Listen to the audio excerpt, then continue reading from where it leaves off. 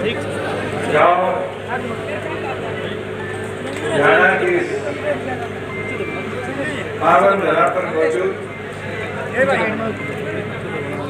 Party के जिला के अध्यक्ष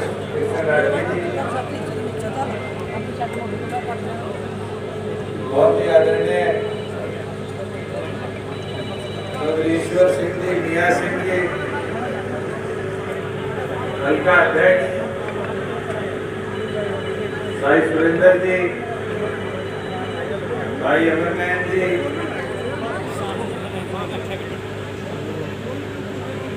मंच पर बैठी महिला अध्यक्षा सीमा जी, हमारे जिला परिषद के चेयरमैन भाई कुलदीप रंधावा जी, सभी पार्टी के वरिष्ठ पदाधिकारीगण, गांव और गुआंढ के मेरे बुजुर्गों, मेरी माताएं, बहनें, युवा साथी, मैं पहले तो आपका आभारी हूं कि आज गांव में आने पर जो मैंने डिजिटल लाइब्रेरी का सपना निर्माणा से शुरू किया और उसको प्रदेश ही नहीं, राजस्थान में भी, तमिलनाडु में भी, जहाँ जाने का मौका मिला, हमने आगे लेकर चलने का काम किया कि डिजिटल लाइब्रेरी गांव लेवल पर। आज खुशी हुई उन बच्चों के बीच में जाकर जहाँ 40 से 50 बच्चे अभी भी वहां पर पढ़ाई कर रहे हैं। बुजुर्ग, युवा साथियों, मैं मानता हूं कि उस सपने को आज पूरा होते हम देख रहे हैं। और अब तो और खुशी की बात है कि केंद्र सरकार ने भी इस मुहिम को प्रत्येक गांव तक कैसे पहुंचाया जाए, इसके ऊपर कदम उठाने शुरू कर दिए। और आने वाले समय में आप देखोगे कि शिक्षा के अंदर शहर से ज्यादा हमारे गांव के बच्चों ने अपना दबदबा दिखाने का काम।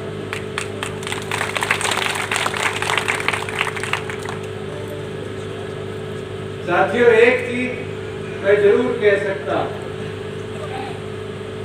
कि इन 3.5 पौने 4 साल के सफर में किसान आंदोलन आया, कोरोना आया, अग्निवीर आया, खिलाड़ियों वाला आया, अलग अलग प्रकार से व्यवस्था ऐसी बड़ी कि आप लोगों से मुलाकात भी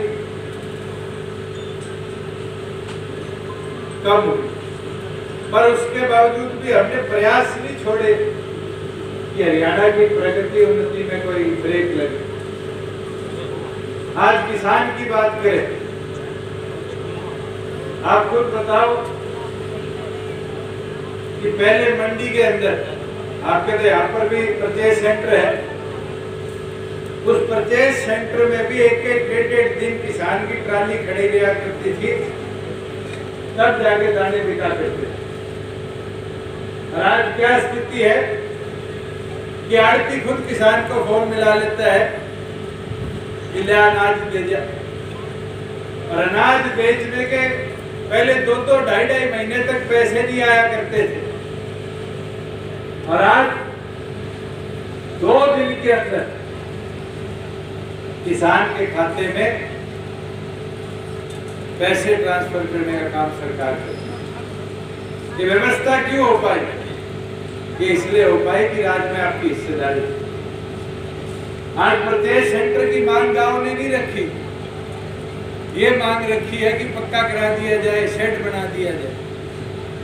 और पहले तो हर साल ये तलवार लटका करती थी कि सरकार प्रत्येक सेंटर बनाएगा, नहीं बनाएगा। कोरोना से लेकर आज तक 3 साल में एक बार भी किसी गांव की ये मांग नहीं है कि हमारे गांव में एडिशनल परचेज सेंटर बनाए। क्योंकि एक चीज मैंने समझी कि हम मंडी में जाते हैं तो आड़ती हमारे पास नहीं आता क्योंकि उसको सुविधा मिलती है। अगर मंडी परचेज सेंटर गांव-गांव तक पहुंचाए जाते हैं तो उससे सुविधा किसको मिलती है? किसान को। आड़ती आपके पास, फायदा किसका होता है? किसान। आज फसल खराब होती थी, भाई खाता लेके इंतजार किया करते थे गिरदावरी होगी, गिरदावरी होगी। आज तो मोबाइल से 1 मिनट में सरकार को बता देते हो मेरे खराबा है। अब अपने 12 जिलों में बाढ़ आई, 12 जिलों के अंदर 6,90,000 एकड़ के अंदर खराबा दिखाया गया। कोई डीसी ने, पटवारी ने वेरीफाई नहीं किया, किसान ने सरकार को बताया। और ये वादा करता हूं कि इस महीने के 15 तारीख से पहले सारी वेरिफिकेशन करा के किसान के खराबे का उसके खाते में पैसा भेजने का विचार। वो कांग्रेस वाला राज नहीं है जब अपने 3 जिले के अंदर 2 रुपए 5 रुपए के चेक आए, जाए थे नहीं आए थे? और कितने साल बाद आए थे? 1.5 साल बाद आए। आज वो हालत तो नहीं है, किला खराब होगा तो 15,000 रुपया पूरा किसान के खाते में भेजने का काम करता है। साथियों, आज लोग कह देते हैं पोर्टल खराब, पोर्टल के फायदे भी हैं। मुझे एक चीज बताओ, गांव में पहले सबसे बड़ी समस्या क्या थी? पीले राशन कार्ड बनवा दो। अभी सरपंच लिस्ट दे रहा था, एक राशन कार्ड की मांग नहीं है, क्योंकि गांव के कंप्यूटर वाले छोरे के पास जाओगे, अपना परिवार की आय देखोगे 1,80,000 से नीचे है, साथ ही साथ कंप्यूटर में से निकाल के उसको उसका पीला राशन कार्ड दे दीजिए। किसी अफसर के बापू के धक्के तो नहीं काटने पड़ते। बुढ़ापा पेंशन है, बुढ़ापा पेंशन के लिए पहले एसडीएम दफ्तर जाओ, फिर सोशल वेलफेयर अफसर के दफ्तर जाओ, चक्री बंधाए रखते थे। आज तो अगर आय 3 लाख से नीचे है और 60 का होते ही, 60 साल 1 महीने के होते ही खाते में पैसे आने शुरू हो जाते। ये व्यवस्था, ये 2-3 व्यवस्था नहीं है, इनकम सर्टिफिकेट हो, कास्ट सर्टिफिकेट हो, 600 ऐसी सुविधा, 600 ऐसी सुविधा इस भाई के स्टोर में उपलब्ध करा दिया। ये आज के दिन टेक्नोलॉजी का फायदा। आज हम बात कर रहे हैं, सरपंच ने लिख के दिया कि हमारे गांव में कम्युनिटी सेंटर बनाया जाए। पहले तो यही मांग आती थी चौपाल की मरम्मत करा दीजिए। आज आम घर में भी ब्याह होता है तो बरातियों के लिए नरवाना जाना पड़ता है मेरे प्लेस में, या 1-2 जो इस हाईवे पे खुल गए। अब तो गांव से मांग आने लगी, जमीन हम देंगे 1 एकड़ से 3 एकड़, हमारे यहाँ कम्युनिटी सेंटर बना। और हम तो ये मांग कर रहे कि बड़े गांव जितने भी, अगर वो अपने गांव में जमीन उपलब्ध करा देंगे तो सरकार वहां कम्युनिटी सेंटर बनाने का काम करेगी। और आपके भी हल्के में कई गांव में मंजूरी मिल चुकी है, काम शुरू हो चुका है। और मैं तो ये प्रस्ताव सरपंच ने दिया है, मैं सरपंच को भी कहूँगा ग्राम सभा का रेजोल्यूशन और इसके साथ लगवा दो। जितनी जल्दी ग्राम सभा का रेजोल्यूशन लगा के दोगे उतनी जल्दी सरकार इसको अप्रूवल देने का काम करे। जो आपके सीएचसी की बात है कि इसकी अप्रूवल होगी है, नक्शा बन रहा है, मैं इसका तुरंत, अगर नक्शे के वजह से काम पेंडिंग है तो तुरंत इसका नक्शा भी अप्रूव करवा कर अगले 1 महीने के अंदर अगर अप्रूवल जारी भी है, कोई इसमें जमीन का और किसी चीज का गतिरोध नहीं, तो अगले 1 महीने में इसका नक्शा मंजूर कराकर टेंडर स्टेज पर इसको लगाया। जहाँ आपके तालाब के सौंदर्यीकरण की बात, मैं भी आया, तालाब की 4 दीवारी की ट्रेनिंग और भी लगभग बनी हुई। मेरी एक डिमांड आप लोगों से भी, गाँव और गांव राम चाहेगा तो सब हो जाएगा, सफाई तो इसकी हो जाएगी मगर आगे सफाई रखने का काम भी आपको करना पड़ेगा।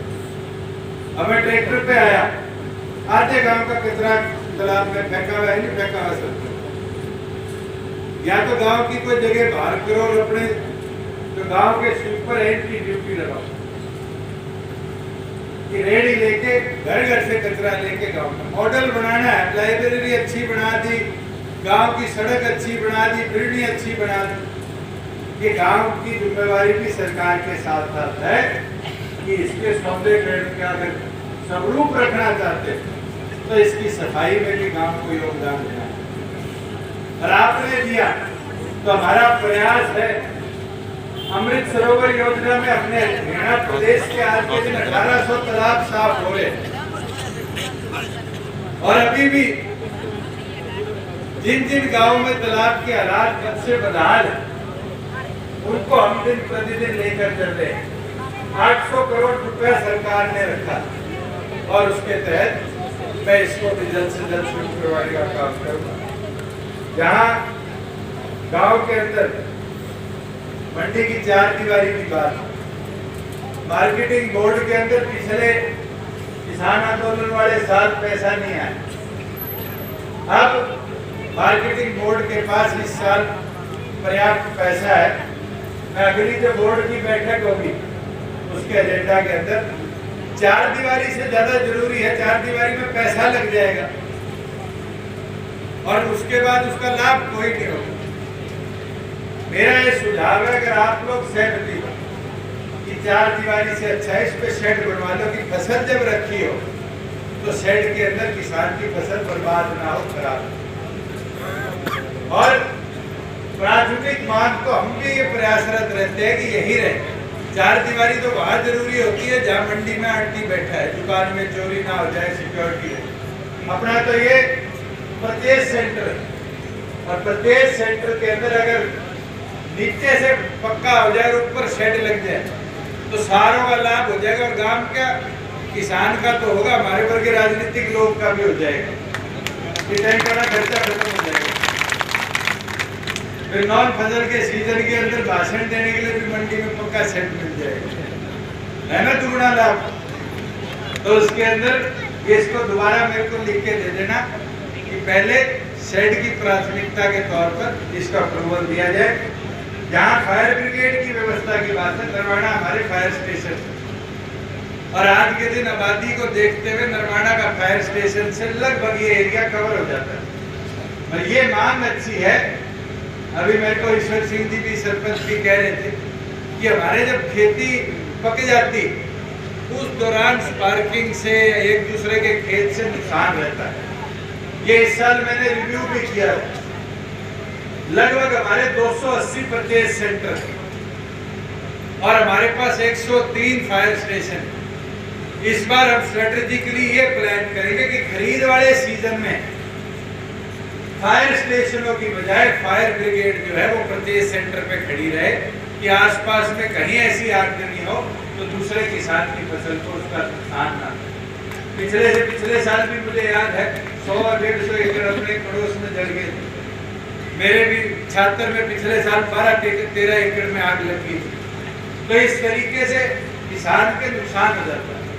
पर फील्ड के अंदर अगर प्रत्येक सेंटरों के अंदर फायर ब्रिगेड खड़ी रहेगी तो कहीं ना कहीं किसान को उसका लाभ मिलेगा। अच्छा सुझाव है, मैं बधाई दूंगा जिसने भी ये गांव में सुझाव दिए। जहाँ गांव के सामूहिक कामों के फंड की बात है, नई नोटिफिकेशन आ गई है, बिरनी है, शिव धाम योजना है, उसके साथ जो आपके खेत खलिहान के रास्ते हैं, ये जो मांगे हैं ये तो सारी की सारी HRDF से मंजूर होके आए। जो स्टेट हेड से चीजें हैं उनको लिखित में दे दो, स्टेट हेड से मंजूरी दिला दो। जो जिला परिषद संबंधित गांव उन सारों को जिला परिषद, ब्लॉक समिति, पंचायत के फंड में कोई एडिशनल फंड की जरूरत है। फिजिबिलिटी जैसे जैसे आती रहेगी सरकार उनके पैसों को मंजूरी देगी। जो बिजली विभाग वाली मांग रखी है कि गांव में 33 kVA का सब स्टेशन बनाया जाए, ये बिजली विभाग को 5 तारीख को कैंप है MD उचाना के अंदर बैठेगा। तो कोई भी बिजली संबंधित आपकी मांग और भी तो अपनी लेके वहां भी जाओ, इसकी फिजिबिलिटी भी मैं चेक करवा लेता। क्या पता जो अपना पास का सब स्टेशन है उस पर लोड कैपेसिटी 40-50% हो, और वहां से ही हम सप्लाई को बढ़ा के जो कट लगते हैं या जो वोल्टेज फ्लक्चुएशन होती है उसको ठीक कराने का काम करें। मगर अब साथियों एक चीज जरूर कहूंगा, ये तो हो गए काम की बात, काम राम के विकास की। अब संगठन की बात, दो चीज गांव में अब करके थे। एक चीज, पहली प्राथमिक चीज वो बूथ पे एक युवा साथी जो 18 से 25 साल का हो उसको बूथ योद्धा के तौर पे हमारे साथ युवा की टीम के साथ जोड़ने का काम। अगर बूथ योद्धा बढ़ गया तो गांव के जो काम युवाओं के उनको मॉनिटर करने का काम करता है। और दूसरी चीजें मेरी माताएं बहनें बैठी है, 50% आपकी आबादी, इस 50% आबादी को आज बूथ सखी के तौर पे जोड़ने का काम है।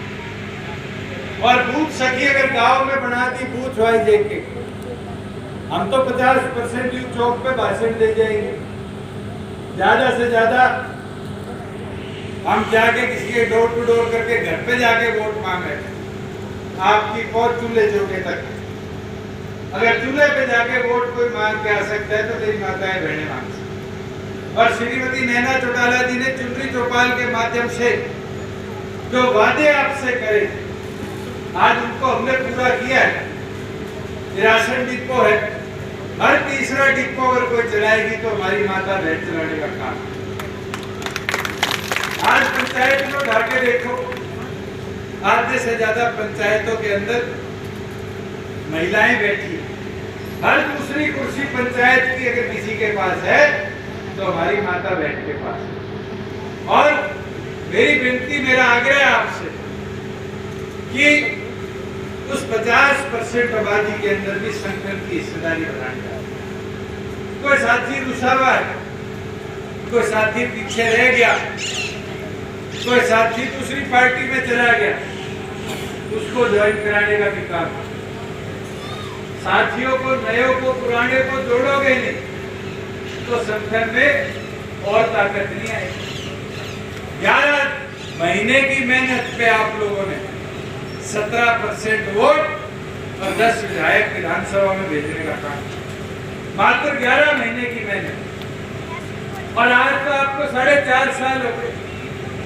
4.5 साल के अंदर आज 19 के 19,000 बूथ, 6800 गांवों के अंदर पार्टी संगठन को हमने खड़ा कर लिया। अब तो ये है कि उसको और ताकत देने का समय है। और ताकत कब मिलेगी? जब आप जैसा कार्यकर्ता घर घर जाकर एक एक व्यक्ति को जोड़ने का काम। साथियों, नए लोगों को लाओगे, जो पहली बार वोट बढ़ाए उनको जोड़ोगे तो संगठन की ताकत को और विशाल होता देखो। और जितनी आपकी ताकत संगठित होकर बढ़ेगी उतनी आपकी मजबूती आएगी। आज पार्टी ताकतवर जब बढ़ेगी जब हम 17% से वोट शेयर को बढ़ा के 40% पे लाने का। और वो 40% कैसे मुमकिन होगा? ये सोच लोगे दुष्यंत डॉक्टर साहब, ये हमारे जिला अध्यक्ष, हल्का अध्यक्ष, विधायक घर घर जाएंगे तो पार्टी संगठन होगा। 5 साल में भी घर घर जाना मुमकिन नहीं होता साथी। 6800 गांव है, मगर पार्टी का प्रचार कौन करेगा? पार्टी का प्रचार तो आप जैसे साथी करो। आप घर घर जाओगे, दुश्मन बनकर घूमोगे, तभी जाकर तो पार्टी संगठित होगी, पार्टी मजबूत होगी। अभी ताऊ ऊपर चढ़ के आया, बता रहा था मैं 1976 का वर्कर हूँ। आज 76 से लेकर 23 तक जो झंडा थामे बैठा है वो कार्यकर्ता वो है जो उस समय 17 साल 18 साल का तो देवलाल की जय बोलने लगा। जिसको आज जोड़ दिया उस उम्र में, ये मान लेना अगले 50 साल आपकी विचारधारा को मजबूती से आगे ले जाने का काम। साथियों, लोग तो कोसेंगे और निरंतर लोगों का प्रयास रहा है, लोगों की सोच रही है हमें कमजोर करना। और हर एक के अपने अपने उद्देश्य है। क्या उद्देश्य है? ये तो 35 साल का है, आप मुझे बताओ, अगर आज आपका संगठन वहां चंडीगढ़ में सरकार में हिस्सेदारी में बैठा था, तभी जाके तो नरवाना के अंदर, जींद के अंदर विकास हो पाया। मैं आज आ रहा था कि गाड़ी में ईश्वर सिंह जी ने दिखाया 19 मंजिल का मेडिकल कॉलेज जींद में बन रहा है। हरियाणा में ये ऑन रिकॉर्ड बोल सकता हूं, अगर हरियाणा में 19 मंजिल की पहली सरकारी बिल्डिंग कोई बन रही है तो आपके जींद जिले का मेडिकल कॉलेज है। कोई और बिल्डिंग नहीं है 19 मंजिल की। 19 मंजिल की गुड़गांव में है तो प्राइवेट बिल्डिंग है। जींद में कभी सुना करते थे क्या पैरामेडिकल कॉलेज आएगा? इस विधानसभा में हमने 7.5 एकड़ उसी मेडिकल कॉलेज के साथ पैरामेडिकल कॉलेज की देने का काम किया। आज तो कोई बीमार हो जाता था, सबसे पहले नरवाना डॉक्टर के लिखता था अग्रवा मेडिकल चले जाओ, और अग्रवा से भी हालत अगर थोड़ी सी खस्ता होती थी तो लिख देता था रोहतक पीजीआई चले जाओ, और ज्यादा खस्ता होती थी तो लिख देता था चंडीगढ़ पीजीआई चले जाओ। आपके हॉस्पिटल बना, आदि सुविधाएं आए। अब जिले में मेडिकल कॉलेज बनेगा तो पूरी सुविधाएं होगी नहीं होगी? आज सड़कों की हालत बताओ। मैं एक दिन आंकड़ा देख रहा था, 225 करोड़ रुपया सड़कों के विस्तारीकरण के लिए, सौंदर्यीकरण के लिए नरवाना में लगा। किसका फायदा हुआ इससे? आप लोगों का हुआ। गांव के अंदर विकास कार्यों के लिए पैसे आए। आज सरपंच ने लिखा है कि गांव में स्ट्रीट लाइट लगा दी जाए, लिख के दे दो, ग्राम पंचायत बिल भर देगी। मैं पीडब्ल्यूडी से पूरे गांव की बिल्डिंग पे लगवा दूं। मैं तो एक चीज बोलता कि निरंतर हमारा ये प्रयास है कि गांव को शहर की तर्ज पे विकास की ओर लेके जाओगे तब जाके गांव का विकास होगा। और गांव से जो लोग शहरों की तरफ जा रहे थे वो वापस आने लगे। आज लाइब्रेरी आ गई, मेरे को खुशी हुई देख के। उस लाइब्रेरी में एक चीज रहेगी, यहाँ से नरवाना बस का कितना इंतजार करना पड़ता था। हाईवे पे बच्चा खड़ा होता था, कम से कम 20 से 30 मिनट में एक बस आती थी। उसमें भी कोई बैठ के जाएगा, खड़ा होके जाएगा। नरवाना जाने का कितना फिर 20-30 मिनट। दिन का 2 घंटा एक बच्चे का सिर्फ जोड़ा पीठ पे टंगाए, इस इंतजार में था मैं कोचिंग सेंटर पहुंच गया। और आज हरियाणा की लाइब्रेरी में आसपास के 8-10 गांव के तो बच्चे आते होंगे पढ़ने। और मैं तो ये कहता हूँ, इसके अंदर अपने क्या बच्चे बोतल लिए बैठे थे। मैं कहा आरओ नहीं है, क्या आरओ नहीं है? मैं कहा एक हफ्ता दो आरओ नहीं है इसमें लगवाने।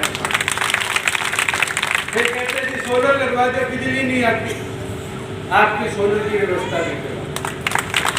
अगर इस लाइब्रेरी को ऐसा बनाओ, कनुड़ा वाले बैठे, इनने ग्रांट लिए चबूतरे पे लाइब्रेरी बनाएंगे, उससे सुंदर बनाओ और मुकाबला करो, और ऐसी बना के इसको ऐसी सुविधाओं से लैस करो कि फिर आने वाले समय में दिल्ली की जो लाइब्रेरियां हैं, जो ये कौन सा है बिहार राजेंद्र नगर, यूपीएससी की तैयारी कराते हैं और तैयारी करते हैं, वहां के लोग आके भी देखें कि ऐसा क्या है इस लाइब्रेरी के अंदर जिससे हमारे बच्चों को सरकारी रोजगार में ज्यादा जगह मिलने का काम है। कैसे क्वालिफाई हुए, और ये मुमकिन हो पाएगा, जो कोई बड़ी चीज नहीं है। मुझे याद है वो दिन भी चौधरी देवीलाल जी के बाद छुट्टियों में जाया करते थे, कहते थे छोरे कितना पढ़ लिया? किसी चौथी में हो गया और पढ़। कितना पढ़ लिया? 5वीं में हो गया और पढ़। ये जो शिक्षा है ना, ये एक ऐसी चीज है, ये हमेशा लाभ ही लाभ देती है, नुकसान नहीं देती। और इसका जितना ज्यादा नई पीढ़ी को हम लाभ दे पाएंगे, उतना ज्यादा आने वाले समय में हम अपने गांव का विकास, गांव की उन्नति के अंदर हिस्सेदारी देने का काम करेंगे। मैं तो सभी हरियाणा वासियों का, आसपास से आए सभी साथियों का आभार प्रकट करता हूँ, धन्यवाद करता हूँ। हमारे बीच हंसदेव की जो टीम आज शामिल हुई है, मैं उनका भी आभार और धन्यवाद करता हूँ। मेरा साथी खड़ा था यहाँ, वो चुपचाप गया।